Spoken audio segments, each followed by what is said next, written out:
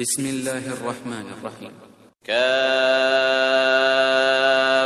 يا عين صاد.